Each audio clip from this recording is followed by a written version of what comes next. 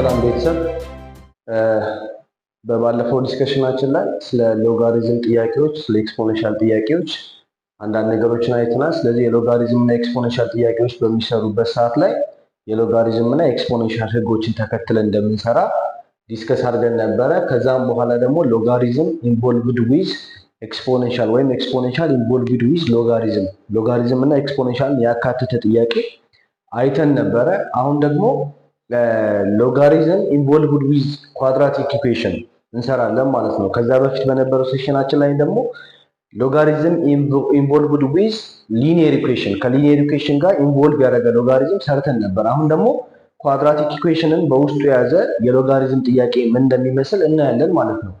ሶ ጥያቄው ምንድነው? ሎጋሪዝም ኦፍ ኤክስ ስኩዌር ማይነስ 8x ቱ ዘ ቤዝ 3 እኩል ይሆናል 2 ነው ጥያቄው። ስለዚህ በዚህ ጥያቄ ውስጥ የምንፈልገው የኤክስ ቫሪያብልን ዋጋ ነው ማለት ነው። ሶ ይሄ ጥያቄ ቤዚክሊ ሎጋሪዝም ነው። በውስጡ ደግሞ ምን አለው? በውስጡ ኳድራቲክ ኢኩዌሽን ያለው ሎጋሪዝም ነው ማለት ነው። ኦኬ ሶ ወደ ሶሉሽናችን በምንመጣበት ሰዓት አዝዊ ነው የሎጋሪዝም ኢኩዌሽን ጥያቄዎችን ስንሰራ 4 ስቴፖችን ፎሎ እናደርጋለን። የመጀመሪያው ስቴፕ ምንድነው? መጀመሪያ የሎጋሪዝሙን ኤክስፖነንት ዶሜኑን ስቴት እናደርጋለን ወይም ዩኒቨርሱን ስቴት እናደርጋለን። ይሄ ደግሞ ለምናችን ነው? ፋይናል ሶሉሽን ሴቱን ካስቀመጥን በኋላ ስቴት ባደረግነው የዶሜን ክልል ውስጥ የሚገኝ ከሆነ ሶሉሽን ሴታችን እውን መሆን ይችላል ማለት ነው። ካልሆነ ኤምፒቲ ሴት ነው የሚሆነው ማለት ነው። ስለዚህ ለሎጋሪዝም ወይም ደግሞ ለጥያቄው ለኢኩዌሽኑ ዶሜን ስቴት እናደርጋለን መጀመሪያ። ከዛ ሁለተኛው ስቴፓችን ምንድነው? ኮሌክት ዘ ሎጋሪዝም ተርም ቱ ዋን ሳይድ ኦፍ ዘ ኢኩዌሽን ማለት ነው። ሎጋሪዝሙን ወደ አንድ ሳይድ እንሰበስበዋለን፣ ቁጥሩን ወደ አንድ ሳይድ አሰብስበን ለኤክስፖኔንሻል ፎርም እንዲቀየር አድርገን እናመቻቸዋለን ማለት ነው። ሶስተኛው ስቴፓችን ምንድነው? ቀጥታ ራይት ዘ ኢኩዌሽን ኢን ዘ ኤክስፖኔንሻል ፎርም። ስለዚህ ኢኩዌሽኑን ቀጥታ ወደ ኤክስፖኔንሻል ፎርም ኮንቨርት እናደርገዋለን። ከሎጋሪዝም ወደ ኤክስፖኔንሻል ኮንቨርት አድርገን ከዛ በኋላ ለቫሪያብሉ ለኤክስ ሶሉሽን እንፈልጋለን ማለት ነው። ስለዚህ ይሄንን 4 ስቴፕ ተከትለን ነው የምንሰራው። ሶ የመጀመሪያው የሎጋሪዝሙን ዶሜን ስቴት በምናደርግበት ሰዓት ላይ ስቴት የምናደርገው የሎጋሪዝሙን ኤክስፖነንት ዶሜን ነው። ያ ማለት አንድ ሎጋሪዝም ኦፍ ኤ ቱ ቤዝ ቢ ኢኩዋል ይሆናል ሲ ተብሎ ከተሰጠን ቢ የሎጋሪዝሙ ቤዝ ነው፣ ኤ ደግሞ የሎጋሪዝሙ ኤክስፖነንት ነው። ስለዚህ ኤ ሁልጊዜም ከማን መብለጥ አለበት? ከዜሮ መብለጥ አለበት። ባይ ዴፊኒሽን ሎጋሪዝምን ዲፋይን ስናደርግ አንድ ሎጋሪዝም ኦፍ ኤ ቱ ቤዝ ቢ ኢኩዋል ይሆናል ሲ ተብሎ ከተሰጠ የሎጋሪዝሙ ኤክስፖነንት ኤ መስት ቢ ግሬተር ዛን ዜሮ።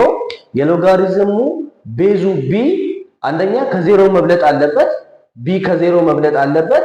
ሁለተኛ ደግሞ ቢ ከስንት መለየት አለበት? ከአንድ መለየት አለበት ብለን ዲፋይን አድርገናል። ስለዚህ ይሄንን ፉልፊልመንት የሚያሟላ ከሆነ ሎጋሪዝሙ በዚህ ኤክስፕሬሽን መልክ መቀመጥ ይችላል ማለት ነው። ልክ እንደዛ ሁሉ አሁን በዚህ ሎጋሪዝም ኦፍ ኤክስ ስኩዌር ማይነስ 8x ቱ ዘ ቤዝ 3 እኩል ይሆናል 2 በሚለው ኤክስፕሬሽን ውስጥ ኤክስ ስኩዌር ማይነስ 8x ምንድነው ማለት ነው? የሎጋሪዝሙ ኤክስፖነንት ነው። ስለዚህ ዶሜኑን ስቴት ስናደርግ ኤክስ ስኩዌር ማይነስ 8x ግሬተር ዛን 0 አድርገን ነው የምንሰራው ማለት ነው። ሶ አዝ ዊ ኖ ይሄ ደግሞ ምንድነው? ኳድራቲክ ኢኩዌሽን ነው። ኳድራቲክ ኢኩዌሽን ማለት ባለ 2 ዲግሪ ኢኩዌሽን ማለት ነው። ሶ በዚህ በኳድራቲክ ኢኩዌሽን ኤክስፕሬሽን ውስጥ ትልቁ ዲግሪ ስንት ነው? 2 ነው። ከዛ ደግሞ ባለ 1 ዲግሪ ደግሞ በውስጡ ያካተተ ነው። ስለዚህ ኳድራቲክ ኢኩዌሽን ጀነራል ኤክስፕሬሽኑ ምንድነው? ax ስኩዌር ፕላስ bx ፕላስ c ነው። የትኛውም ኳድራቲክ ኢኩዌሽን ጀነራል ኤክስፕሬሽኑ in the form of ax ስኩዌር ፕላስ bx ፕላስ c ተብሎ ነው የሚቀመጠው ማለት ነው። ሶ ከኤክስ ስኩዌር ፊት ለፊት ያለው ኮኤፊሺየንት a ይባላል። ከኤክስ ፊት ለፊት ያለው ኮኤፊሺየንት b ይባላል። ብቻውን ያለምንም ቫሪያብል ብቻውን የተቀመጠ ቁጥር ወይም ኮንስታንት ተርም ደግሞ c ተብሎ ይጠራል ማለት ነው። ስለዚህ በዚህ ኢኩዌሽን ውስጥ ከኤክስ ስኩዌር ፊት ለፊት የተቀመጠው ቁጥር በውስጡ ታዋቂነት 1 ስላለን የኤ ቫልዩ 1 ነው የሚሆነው ማለት ነው። ከኤክስ ፊት ለፊት ያለው ቁጥር ደግሞ ማን ነው? ኔጌቲቭ 8 ነው። ምክንያቱም ጀነራል ኤክስፕሬሽኑ በፕላስ ስለሚቀመጥ እዚህ ጋር ደግሞ ኔጌቲቭ 8 ስላለ ኔጌቲቭን ጨምረን ነው ብለው። ስለዚህ የቢ ቫልዩ ስንት ነው? ኔጌቲቭ 8 ነው። ሶ ሲ ደግሞ ስንት ይሆናል ማለት ነው? የሲ ቫልዩ ስላልተሰጠን ሲ 0 ነው ማለት ነው። ስለዚህ ሲን 0 አድርገን እንወስዳለን ማለት ነው። ሶ when we come to quadratic general formula ስቴት የሚያደርገው ምንድነው? ማይነስ b ፕላስ ኦር ማይነስ አንደር ዘ ራዲካል b ስኩዌር ማይነስ 4ac ኦቨር 2a ነው። ይሄ የኳድራቲክ ጀነራል ፎርሙላ ተብሎ ይጠራል። ስለዚህ ይሄንን የኳድራቲክ ጀነራል ፎርሙላ ተጠቅመን የኤክስ ቫሪያብልን ዋጋ እንፈልጋለን ማለት ነው። ሶ ማይነስ ቢ ማይነሷ የፎርሙላው ስለሆነች ማይነስ ኦፍ ማይነስ 8 እናደርጋለን። ምክንያቱም ቢ በራሱ ማይነስ 8 ነው። አንደኛዋ ኔጌቲቭ የፎርሙላው ነች። ስለዚህ ኔጌቲቭ ኦፍ ኔጌቲቭ 8 ፕላስ ኦር ማይነስ አንደር ዘ ራዲካል ኔጌቲቭ 8 ስኩዌር ማይነስ 4 የፎርሙላው ነው ሲባዛ ኤ ስንት ነው? 1 ነው። ሲ ስንት ነው? 0 ነው። ስለዚህ 4ac ማለት 4 ታይምስ 1 ታይምስ 0 ማለት ምን ይሆናል ማለት ነው? 0 ይሆናል። ምክንያቱም የትኛው ቁጥር በ0 ሲባዛ 0 ስለሚመጣ ማለት ነው። ኔጌቲቭ 8 ስኩዌር ኔጌቲቭ 8 ታይምስ ኔጌቲቭ 8 ፖዚቲቭ 64 ነው የሚመጣው። 64 ደግሞ ከራዲካል ሲወጣ 8 ሆኖ ይወጣል። ስለዚህ 8 ፕላስ ኦር ማይነስ 8 ኦቨር 2 ይሆናል ማለት ነው። ስለዚህ ሁለት ሶሉሽን አለው ማለት ነው። አንደኛው በፕላስ የሚሰራ ነው፣ አንደኛው በማይነስ የሚሰራ ነው።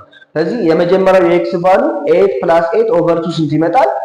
8 ሲደመር 8 16 ሲካፈል ለሁለት 8 ይመጣል ማለት ነው። 8 ሁለተኛው ደግሞ 8 ማይነስ 8 ኦቨር 2 ነው። ስለዚህ 8 ማይነስ 8 0 ነው። 0 ሲካፈል ለሁለት 0 ይመጣል ማለት ነው። ስለዚህ ሁለት መልስ አገኘን። አንደኛው 8 ነው፣ አንደኛው 0 ነው ማለት ነው።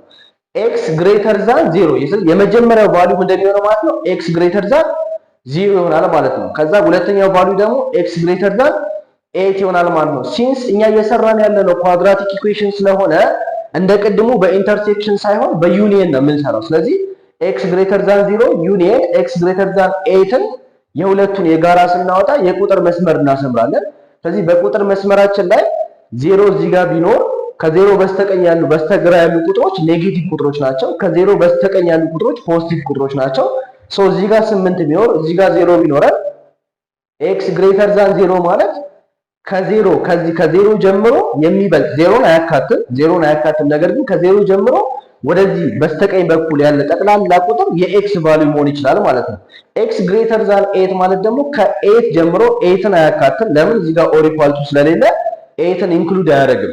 ስለዚህ ከዚህ ከ8 ጀምሮ ወደ ላይ ከዚህ ከ8 ጀምሮ በስተቀኝ ያለው ጠቅላላ የኤክስ ሶሉሽን ሴት መሆን ይችላል ማለት ነው። ስለዚህ የሁለቱ የጋራ ሊሆን የሚችል ዩኒየን ማለት ሁለቱን ስናቀላቅል ሁለቱን በጋራ ሊያቀፍ የሚችል የትኛው ነው ማለት ነው?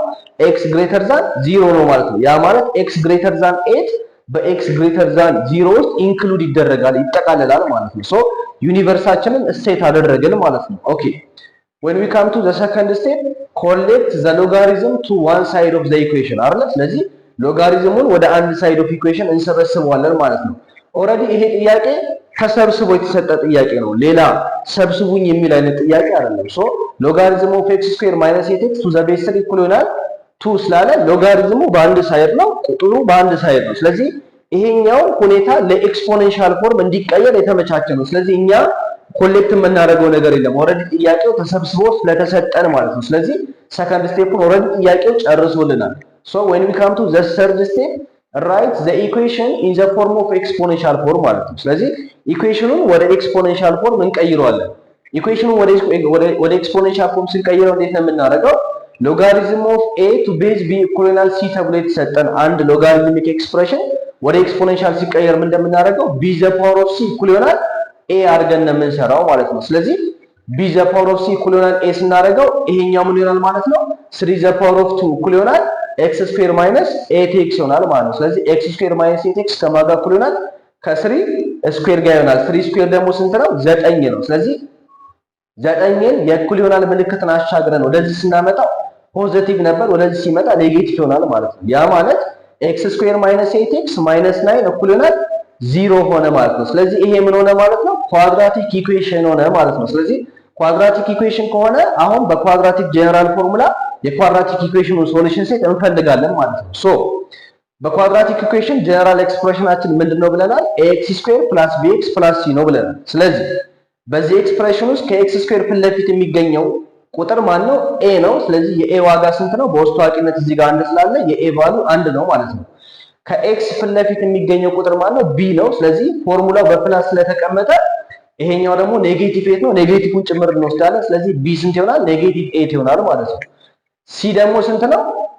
ብቻውን የተቀመጠ ነው። ስለዚህ ፎርሙላው በፕላስ ስለተቀመጠ ኔጌቲቭ ስላለው ኔጌቲቭ 9 እንወስዳለን ማለት ነው። ስለዚህ በዚህ ኳድራቲክ ኤክስፕሬሽን ውስጥ ኤ 1 ነው፣ ቢ ኔጌቲቭ 8 ነው፣ ሲ ደግሞ ኔጌቲቭ 9 ነው ማለት ነው። ስለዚህ ወደ ኳድራቲክ ጀነራል ፎርሙላ ስንመጣ ማይነስ ቢ ፕላስ ኦር ማይነስ አንደር ዘ ራዲካል b ስኩዌር ማይነስ 4ac ኦቨር 2a ነው የኳድራቲክ ጀነራል ፎርሙላ ኤክስፕሬሽን ማለት ነው። ስለዚህ ማይነስ b የb ቫልዩ ስንት ነው? ኔጌቲቭ 8 ነው። ኔጌቲቭ 8 እናደርጋለን ፕላስ ኦር ማይነስ አንደር ዘ ራዲካል b ስኩዌር ማለት ኔጌቲቭ 8 ስኩዌር ማይነስ 4 ታይምስ a ስንት ነው? 1 ነው። c ስንት ነው? ኔጌቲቭ 9 ነው። ስለዚህ ኔጌቲቭ 9 1 ታይምስ ኔጌቲቭ 4 ማለት ኔጌቲቭ ሲባዛ በኔጌቲቭ ፖዚቲቭ ስለሆነ 4 ሲባዛ በ9 36 ይሆናል። ኔጌቲቭ 8 ስኩዌር ማለት ኔጌቲቭ 8 ሲባዛ በኔጌቲቭ 8 ፖዚቲቭ 64 ነው የሚሰጠን። ስለዚህ 64 ሲደመር 36 ስንት ይመጣል? 100 ይመጣል። 100 ከራዲካል ሲወጣ 10 ይሆናል ማለት ነው።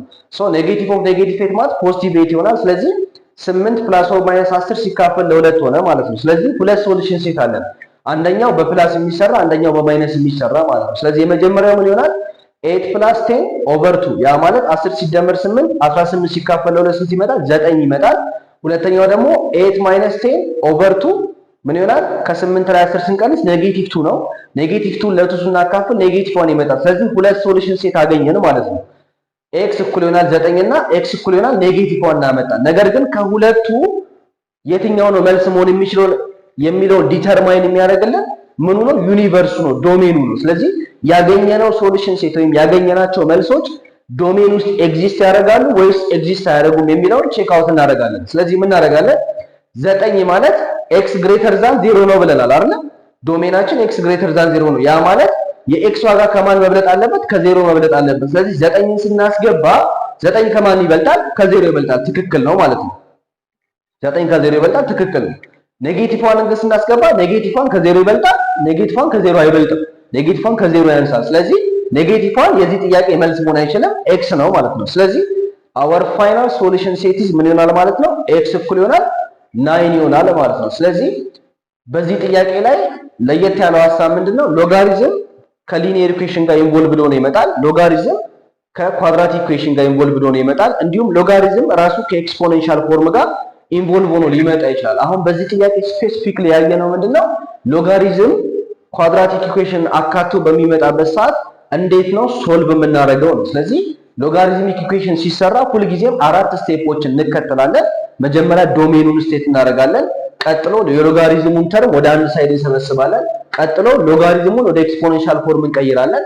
መጨረሻ ላይ ምን እንደምናደርገው we find the value of x ማለት ነው። የቫሪያብሉን የኤክስን ዋጋ እንፈልጋለን ማለት ነው። ስለዚህ በእንደዚህ አይነት መልክ ይሄን ስቴፕ ተከትለን የሎጋሪዝም ጥያቄዎችን ሶልቭ ማድረግ እንችላለን ማለት ነው። በሚቀጥለው ሴሽናችን ላይ ደግሞ ሎጋሪዝም እንዴት ኮምፓውንድ ኢንተረስትን ሶልቭ ያደርጋል፣ እንዲሁም በኬሚስትሪ ላብራቶሪ ውስጥ ኬሚስቶች የፒኤችን ዋጋ ዲተርማይን ሲያደርጉ እንዴት የሎጋሪዝም ኮንሰፕትን ይጠቀማሉ የሚለውን ነገር ደግሞ በሚቀጥለው ሴሽናችን ላይ ዲስከስ እናደርጋለን። ፎር ናው እናመሰግናለን። ቴንክ ዩ